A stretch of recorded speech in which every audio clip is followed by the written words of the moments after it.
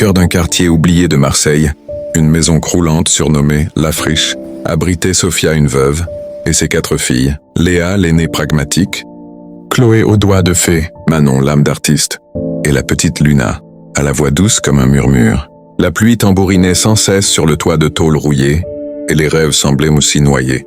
Un après-midi, un créancier, M. Renard, pas à leur porte avec un papier jauni. Un vieil emprunt de leur père, cagé sur la maison.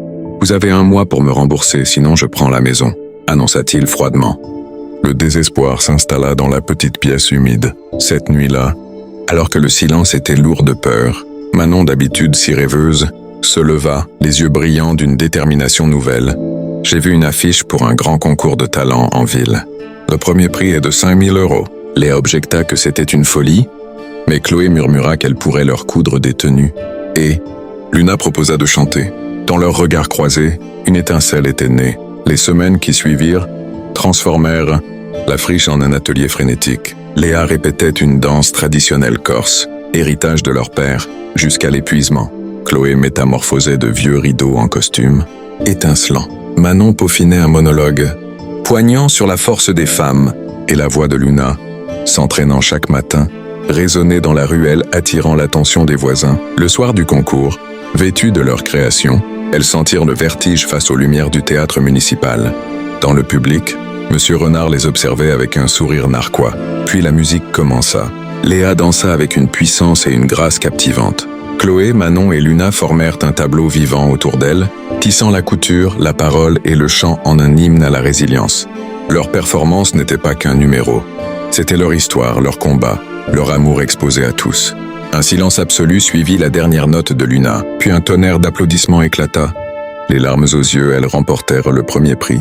De retour au quartier, portées en héroïne, elles tendirent fièrement le chèque à M. Renard. « Voilà votre argent. Nos papiers, s'il vous plaît. » Mais le destin avait un autre défi.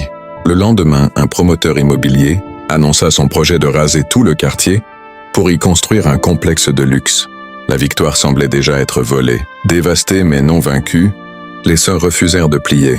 Leur combat n'était plus seulement pour leur maison, mais pour toutes les friches du quartier.